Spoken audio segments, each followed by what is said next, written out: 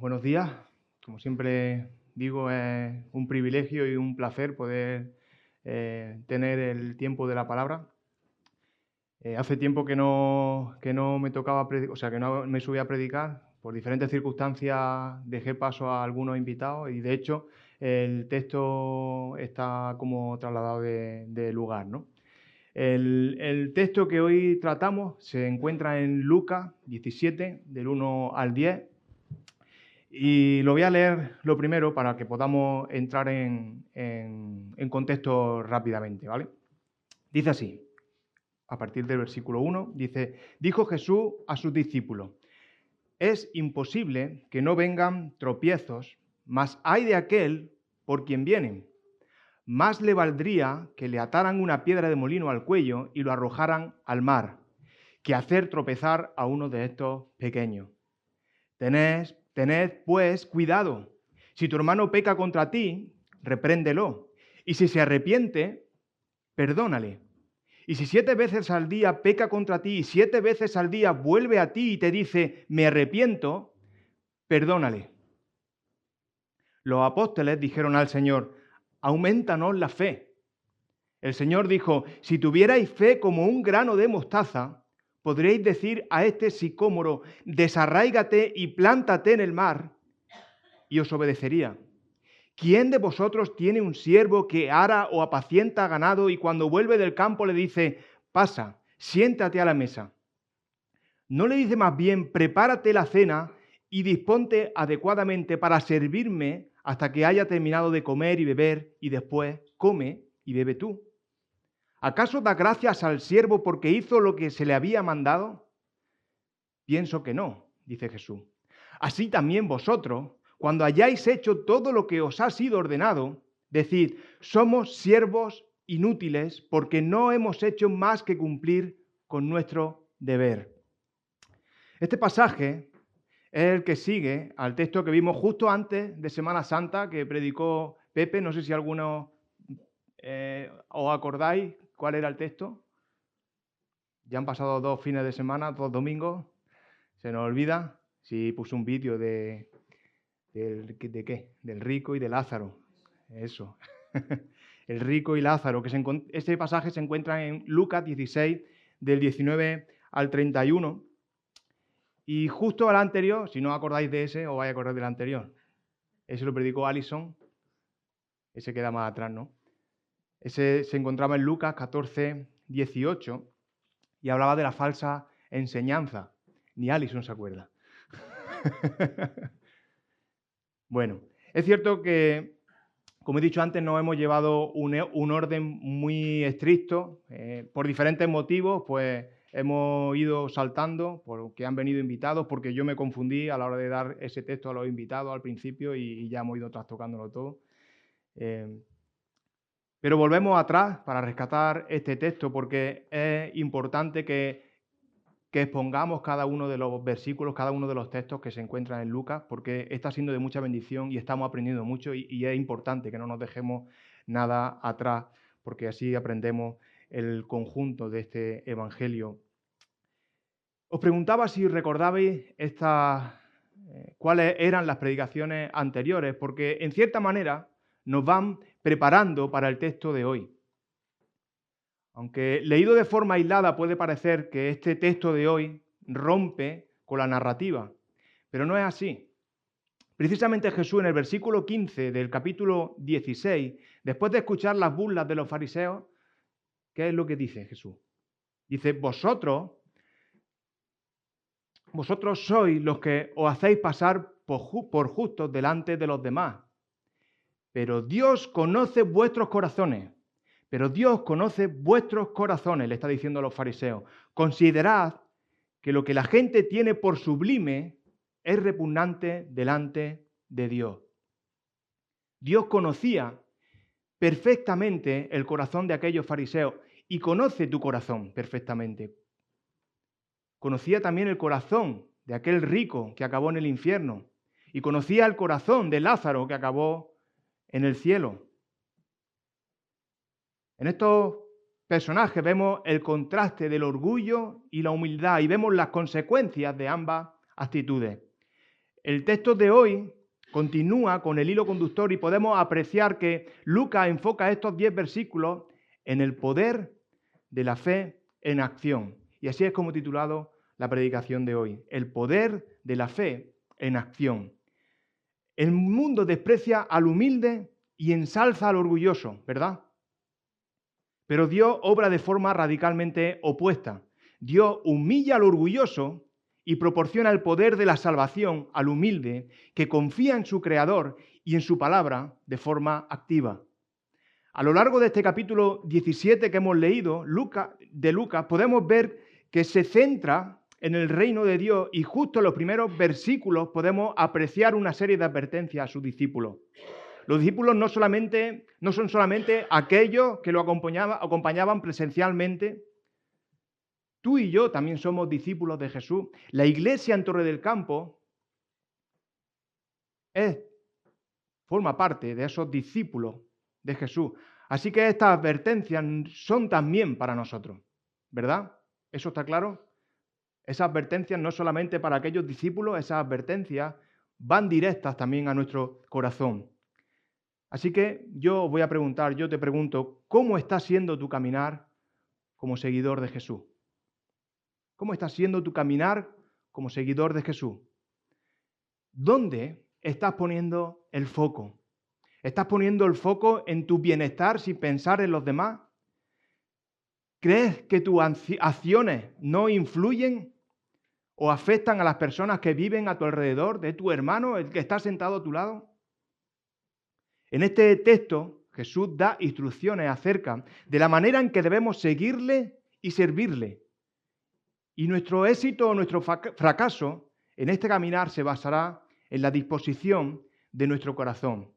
Y como decía al principio, Jesús conoce mejor que nadie nuestro corazón. ¿Cuál es nuestra actitud hacia las cosas que Dios ama? Las cosas que Dios odia.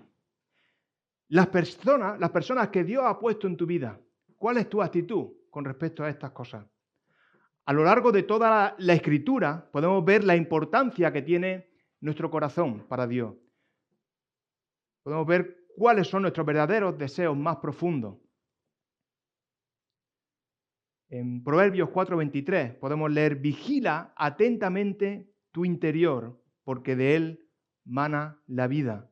En el Salmo 51:10 también leemos: crea en mí, Dios mío, un corazón limpio y renueva un espíritu recto dentro de mí. En Proverbios 3:5 y 6 dice: confía en el Señor con todo tu corazón y no te apoyes en tu propia prudencia. Reconócelo en todos tus caminos y Él hará derechas tus veredas. También en Mateo 22:37, perdonad que lea tantos versículos, hoy voy a leer bastantes, ¿vale? En este Mateo 22:37 dice: Jesús le dijo: amarás al Señor con todo tu corazón, con toda tu alma y con toda tu mente. El corazón está presente en cada una de estos versículos. Dios nos ha dado un corazón, un nuevo corazón. Y también nos ha dado unos nuevos deseos. Nos ha hecho nuevas criaturas a través de la obra del Espíritu Santo. De modo que el que está en Cristo, dice 2 Corintios 5:17, es una nueva criatura. Las cosas viejas pasaron y ahora todo es hecho nuevo.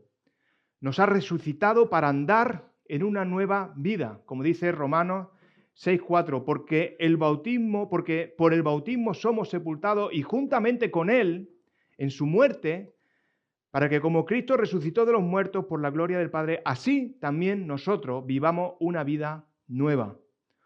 Por todo esto, la disposición de nuestro corazón debe apuntar perfectamente a la diana de obedecer a Cristo y servirle. En este pasaje de Lucas vemos 4 puntos que Jesús toca y a priori parecen no tener conexión entre ellos, pero sí que están ligados. Así que vamos a descubrir de qué forma están ligados estas 4 partes, ¿no? La primera de ellas sería nuestra disposición hacia el pecado. La segunda de ellas es nuestra disposición hacia el perdón. La segunda, nuestra disposición hacia la fe. Y en último lugar, nuestra disposición hacia el servicio. Así que vamos a empezar viendo cómo debe de ser nuestra disposición hacia el pecado. En el primer versículo ya vemos a Jesús advirtiéndonos de que es imposible crear un ambiente libre de tentaciones para pecar. Eso también lo tenemos claro, ¿no? No podemos vivir en una burbuja donde no haya pecado. Vivimos al final en un cuerpo de pecado. Las tentaciones estarán siempre con nosotros. Nuestra vida cristiana es una batalla abierta contra el pecado, una lucha constante donde sufrimos tropiezos y caídas a lo largo de absolutamente toda nuestra vida cristiana. Queremos evitar todas estas malas situaciones, pero irremediablemente al final llegan y hay que afrontarlas con sabiduría. En primer lugar, hay que dejar claro que aunque muchas veces escuchamos, incluso nosotros mismos decimos en alguna ocasión, peco porque soy humano, soy pecador, ¿verdad? ¿Quién no ha dicho eso alguna vez? Pero eso no nos debe de servir como excusa para pecar, hermano. El apóstol Pablo escribió en su epístola a los Romanos que tenemos la opción de no pecar, que hemos sido librados del pecado y precisamente sus palabras son, en Romanos 6:6, sabemos que nuestro viejo hombre fue crucificado juntamente con él para que el cuerpo del pecado sea destruido y que, sigue, no sirvamos más al pecado. No sirvamos más al pecado. No podemos servir más al pecado. Nuestro viejo hombre fue crucificado y fuimos liberados, escuchar bien, de las cadenas del pecado. Y estamos capacitados, escuchar otra vez, capacitados por el Espíritu de Dios, por el Espíritu Santo, para no pecar. De hecho, Dios nos da la salida para cada situación. Fijad lo que dice 1 Corintios 10:13. No os ha sobrevenido ninguna tentación que no sea humana, pero Dios es fiel y no dejará que seáis tentados más de lo que podéis resistir, sino que juntamente con la tentación dará la salida para que podáis soportarla. Lamentablemente, cada creyente lucha contra el pecado por el resto de su vida. Luchamos con el pecado el resto de nuestra vida. Es una guerra constante, ¿verdad? Una guerra constante y sin cuartel, en la que batallamos contra los deseos del pecado y, como Pablo escribe en su carta a los Colosenses, debemos hacer morir lo terrenal en nosotros. Dice en Colosenses 3:5, por lo tanto, haced morir todo lo que hay de mundano en vosotros. Haced morir todo lo que hay de mundano en vosotros. Inmoralidad sexual, impureza, pasiones desordenadas, malos deseos, avaricia, que es idolatría. Pero a veces el creyente peca, ¿cierto? A veces el creyente peca. Y esa es la triste realidad. Pecamos y entristecemos a Dios y a su Espíritu. Pero para casos así tenemos un abogado. Hay una salida. Como dice el apóstol Juan, en su primera carta, en el capítulo 2, versículo 1. Hijitos míos, estas cosas os escribo para que no pequéis. Pero, sabe que pecaremos. Pero si alguno ha pecado, tenemos un abogado ante el Padre. Tenemos a Jesús, el Cristo, el justo. Eso no nos debe de relajar, como dije antes. Nuestra actitud ante el pecado debe de ser de rechazo, de odio hacia el pecado, porque como dice Pablo en Romanos 12:9, que el amor sea sincero, aborreced lo malo y seguid lo bueno. ¿Amas a Dios? ¿Amas a Dios? Aborrece lo malo. Sigue lo bueno. Amar a Dios implica un rechazo tajante hacia el pecado. Porque deseamos agradar a nuestro Salvador, ¿verdad? Deseamos agradar al que nos rescató, al que nos salvó, al que nos perdonó. Y estamos en deuda con Él, aunque sabemos que esa deuda es impagable. Pero debemos de ser santos porque Él es santo. El punto principal de estos primeros versículos es que nosotros no deberíamos de ser un instrumento para incitar a otros a pecar. Y esto puede suceder a través de nuestras palabras, nuestras acciones, nuestra libertad. Podemos a veces esparcir chismes y provocar que otros hermanos caigan en ese pecado. Y es fácil caer en esto. Así que cuidado, porque es algo que camuflamos con mucha facilidad. Generalmente nos gusta hablar más de la cuenta. También podemos incitar a otros a pecar con nuestro propio ejemplo. Nuestro pecado puede ser de guía para otros. Pueden pensar, si él lo hace, si Isaac lo está haciendo, que fíjate, que se sube a predicar, que está liderando la iglesia, yo también puedo. El resultado es que mi pecado va a arrastrar a mi hermano. Lo voy a llevar a rebelarse contra Dios. También podemos incitar a otras personas a pecar de incredulidad. Cuando otras personas nos comparten lo que Dios está haciendo en su vida. Y nosotros, en vez de animarlo a compartir lo que el Señor está haciendo en su vida, lo desacreditamos y lo empujamos con nuestras palabras a creer que que Dios no puede obrar milagrosamente en ellos o a través de ellos. Las consecuencias a esta forma de actuar son terribles. Aquí Jesús dice que es mejor tener una muerte violenta y cruel, atarse una piedra de molino al cuello y tirarse al mar,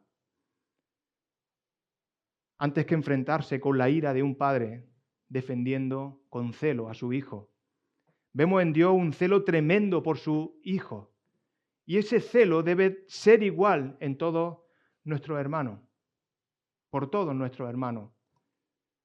Muchas veces olvidamos esto, sabemos la importancia de nuestra relación vertical con Dios, pero olvidamos de nuestra relación horizontal con nuestros hermanos. Hoy, precisamente, Antonita lo compartía. El pecado no se mueve solamente en la esfera personal. El pecado afecta horizontalmente a todos nuestros hermanos. Algunos de estos hermanos, con la madurez suficiente o necesaria, pues pueden darte un cocotazo y decirte, Isaac, aquí has resbalado, aquí te has pegado el patinazo, pero bien, ¿no? Pero otros no, otros ven que hace eso y no tienen la madurez necesaria y al final son arrastrados contigo también. Nuestra actitud hacia el pecado debería ser igual que la de nuestro Padre Celestial. Rechazo en todas las variantes posibles. Es verdad que algunos usarán la gracia como excusa para decir que a Dios no le importa, pero eso es mentira. Pensar que a Dios no le importa, eso es un abuso de la gracia. Dios no nos ha dado su gracia para que abusemos de esa gracia, sino para que vivamos en santidad y para que vivamos honrando a Dios por ese regalo tan inmenso. Romanos 6, los versículos 1 y 2 dice, entonces, ¿qué diremos? ¿Seguiremos pecando para que la gracia crezca? De ninguna manera. Porque los que hemos muerto al pecado, ¿cómo viviremos aún con él? ¿Cómo viviremos aún con el pecado?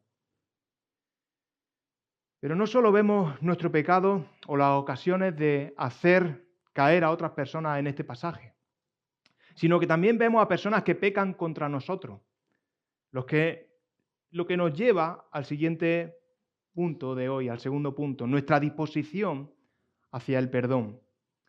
Es inevitable que tengamos a personas dentro de la iglesia que nos van a fallar, que nos van a ofender, que nos van a herir, en definitiva, que nos van a defraudar.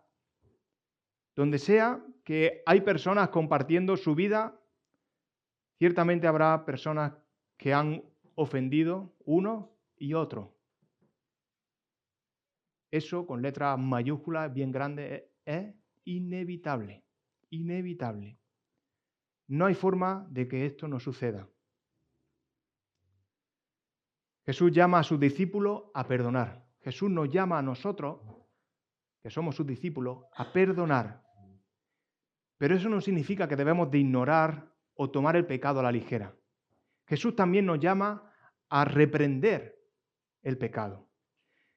Siempre una reprensión amable y tierna, porque la finalidad de la reprensión no es hundir a la otra persona. La finalidad de la reprensión es traer al hermano al arrepentimiento, en el deseo de que restaure esa relación con Dios.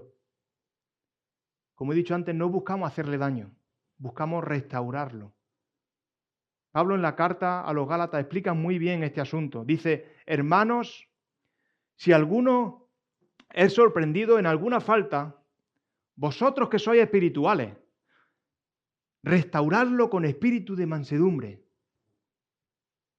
Al hacerlo, considérate primero a ti mismo, no sea que tú también seas tentado. Sabiendo que el perdón no anula la responsabilidad del pecado del hermano y la necesidad de reprender con amor y un espíritu de mansedumbre, quedamos que era inevitable que hubiera ofensa de uno y otro, ¿verdad? ¿Cómo afrontamos estas situaciones? ¿Perdonamos? ¿O permanecemos rencorosos de forma permanente? Vemos a Jesús precisamente poniendo un ejemplo práctico en el versículo 3.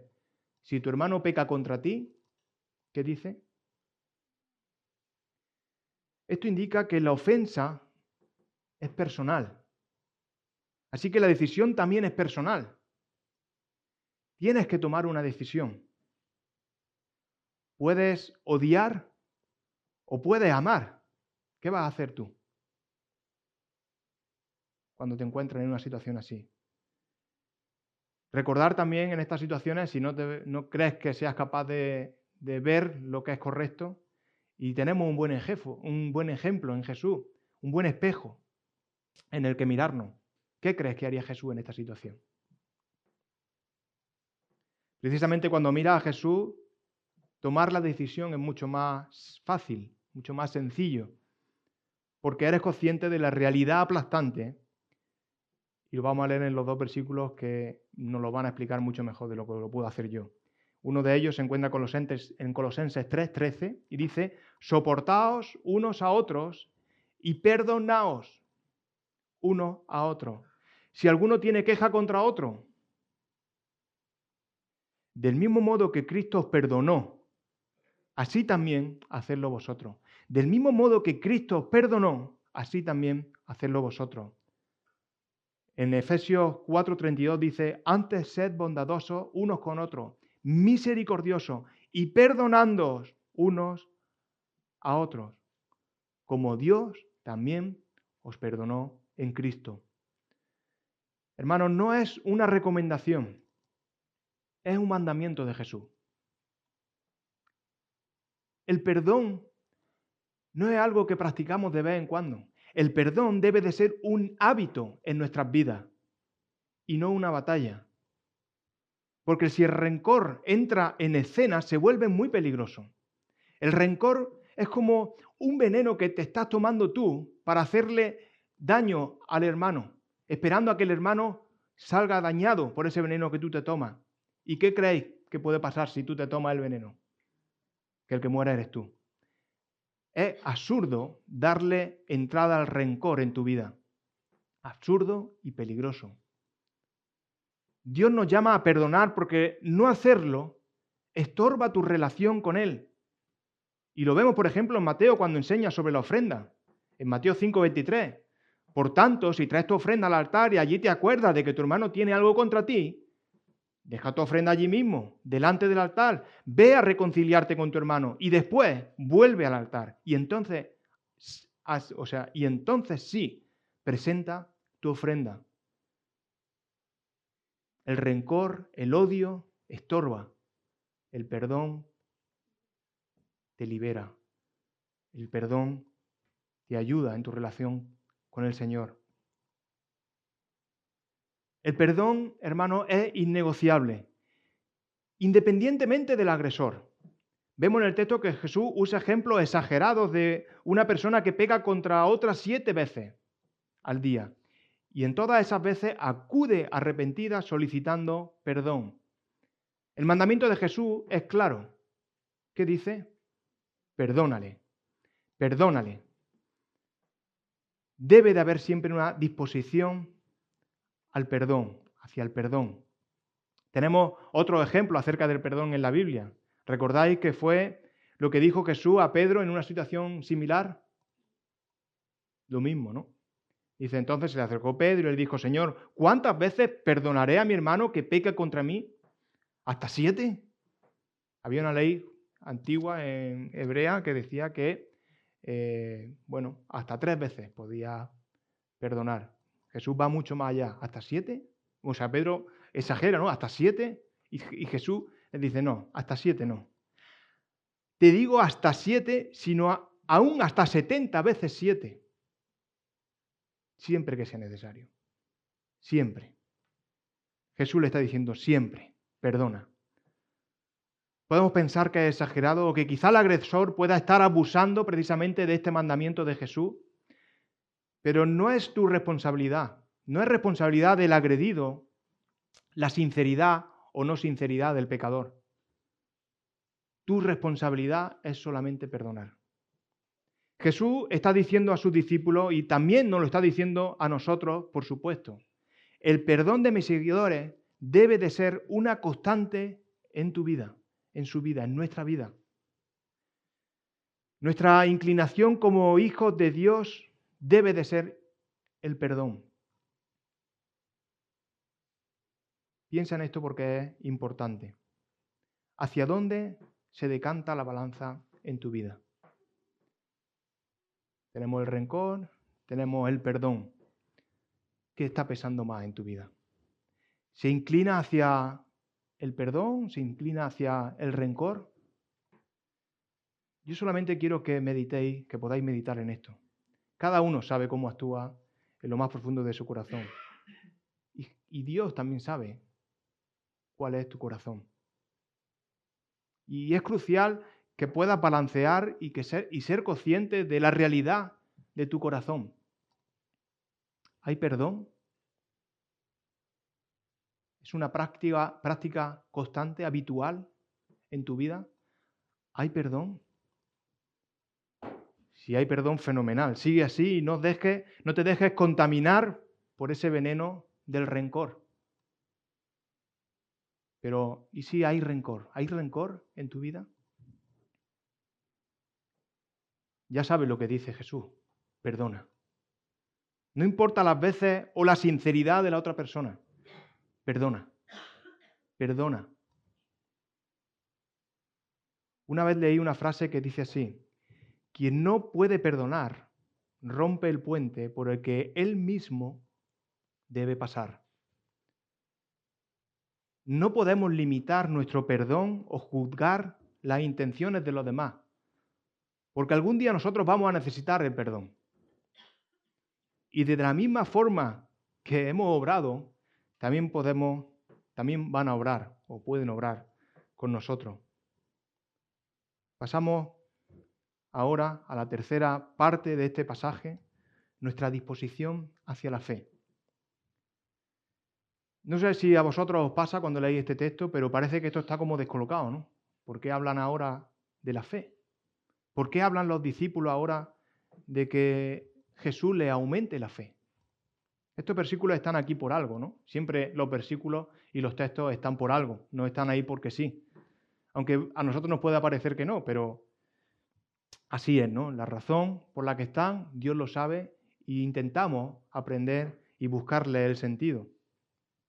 Y yo creo que también lo tiene. Creo que los discípulos, después de las palabras de Jesús acerca del perdón, se ven incapaces de otorgar esta clase de perdón en su fuerza limitada. Y creen que este perdón solo es posible en el poder del Espíritu Santo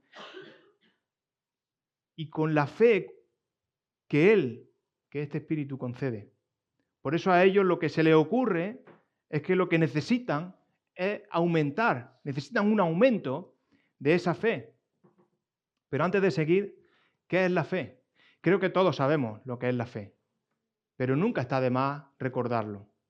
Muy resumido, y para que podamos entenderlo, la fe es creer lo que Dios dice como verdad, creer lo que Dios nos está diciendo como verdad y actuar sobre ello. Creer lo que el Señor nos está diciendo y actuar. Eso es la fe. Poner en acción lo que el Señor nos está mandando.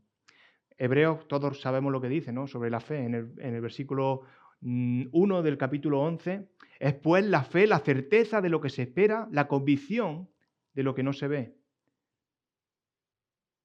Entonces, si Dios dice que la salvación es solamente por creer en Cristo y yo acepto eso y actúo sobre esa verdad, entonces soy salvo. Si Dios dice que perdone a las personas que pecan contra mí 70 veces 7 y yo acepto eso y actúo sobre eso, entonces vivo libre del rencor. Si Dios dice que es más bienaventurado es dar que recibir y yo acepto eso en mi corazón y actúo sobre eso, entonces estoy haciendo tesoros en el cielo. Así con multitud de ejemplos que podíamos estar aquí toda la mañana, pero no nos da tiempo a darlo. Pero tú puedes practicar en casa con esta pauta. La fe es poner en acción la enseñanza que Jesús nos da. Por difíciles que puedan parecer, ponerla en acción. Los discípulos, por retomarlo de antes, los discípulos desean más fe, pero que aquí Jesús les explica que no es la cantidad de fe, sino la calidad de la fe lo que realmente es importante. No la cantidad, la calidad. Muchos pasan por la vida pensando que no tienen suficiente fe. Algunas veces lo hemos escuchado, ¿no? Incluso nosotros mismos estamos en nuestro corazón, nos engaña.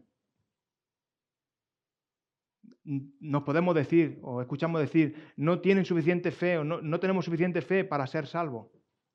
O no tienen suficiente fe para ver a Dios obrar en su matrimonio. O no tienen suficiente fe para perdonar a otro. Y piensan que la razón por la que tienen tantas luchas en su vida es porque no tienen suficiente fe. Jesús nos dice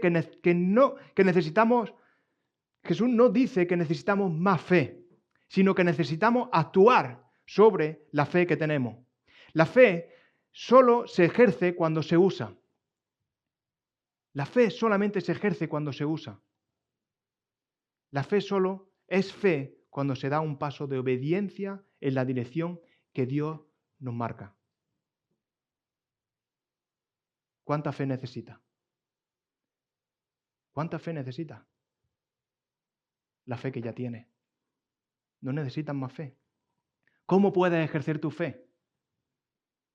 Poniendo en práctica las enseñanzas de Jesús. ¿Cómo puedes crecer espiritualmente? Obedeciendo lo que Dios te dice hoy. Es necesario creer lo que Dios dice y actuar sobre lo que Dios nos está diciendo.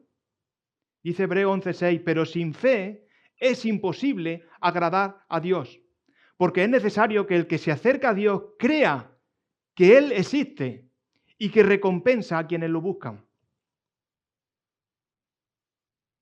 Es esencial poner en práctica la fe, poner en práctica lo que el Señor nos ordena. Avanzamos ahora a la cuarta y última sección de este pasaje,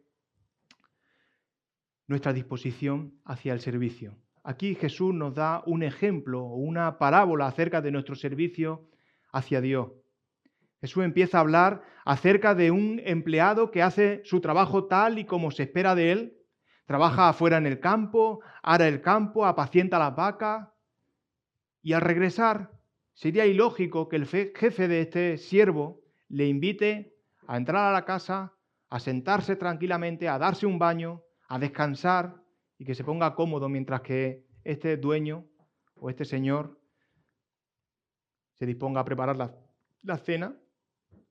Más bien tiene este siervo que seguir cumpliendo con su deber, con sus trabajos, sus responsabilidades. Sus responsabilidades no acabaron al entrar por la casa. Tiene que prepararle la comida a su jefe, terminar lavando los platos. En esta relación entre el jefe y el empleado no hay ningún tipo de agradecimiento. El empleado no ha hecho nada que supere las expectativas que realmente es su trabajo, ¿no? Solo ha cumplido con sus responsabilidades. No ha hecho nada que merezca reconocimiento, exaltación o agradecimiento. Lo que Jesús está enseñando aquí es que simplemente estamos cumpliendo con lo que se nos ha pedido. Muy a menudo las personas se enorgullecen, y hablo de las personas como si yo no me incluyera, pero muchas veces, empezando por mí, cometemos estos errores. Nos jactamos por lo que hacemos. Comenzamos a tener una opinión más alta de nosotros mismos que no deberíamos de tener. Nos jactamos por nuestro servicio en la iglesia, por nuestra ofrenda, nuestro sacrificio, nuestra paciencia con algunos hermanos. Hasta nos podemos jactar en la manera que hemos perdonado.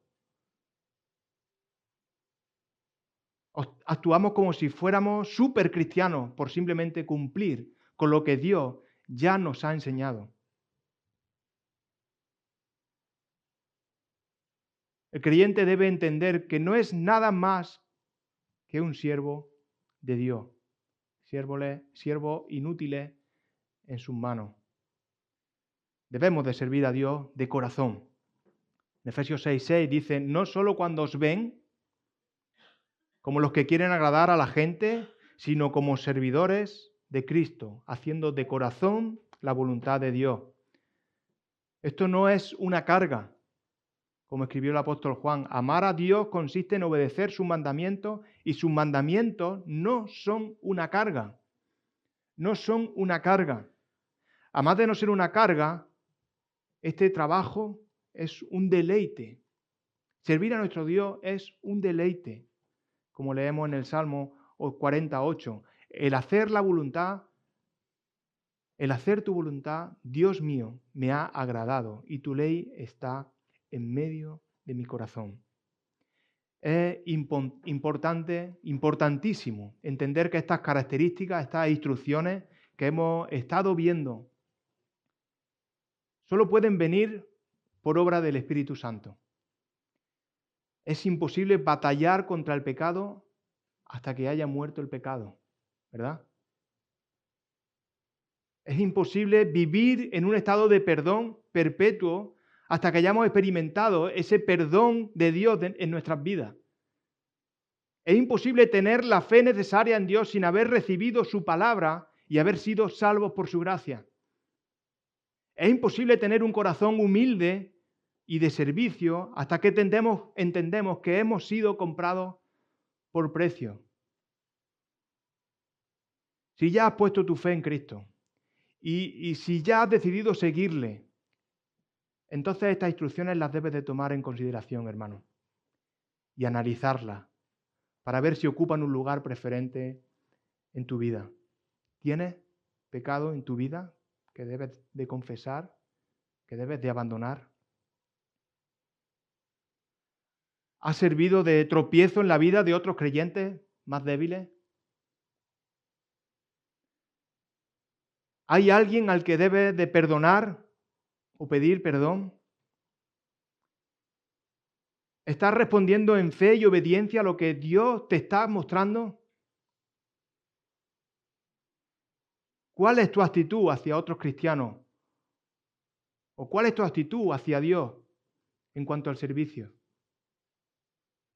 Hermano, es necesario que como creyentes vivamos una vida de obediencia, de fe, poniendo en marcha esa fe, creer lo que Dios nos manda, lo que leemos en su enseñanza y ponerla en acción. Vivir una vida congruente y en sintonía con lo que nuestro Salvador nos enseña.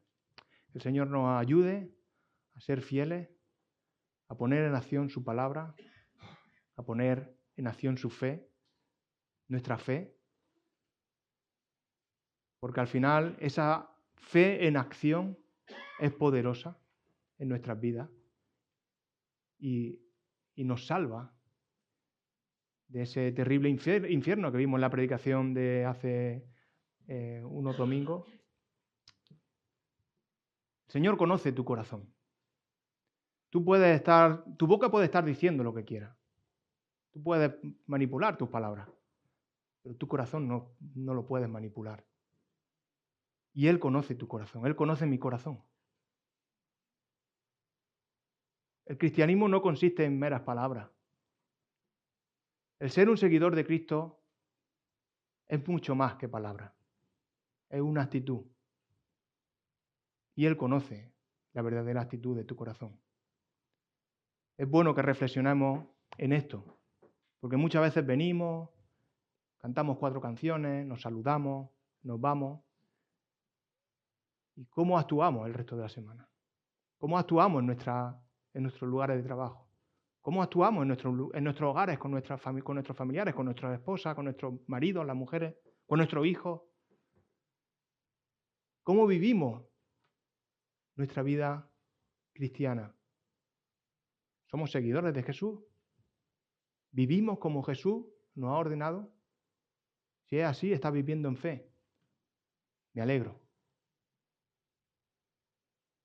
Piensa en esto. Que el Señor nos ayude. Amén.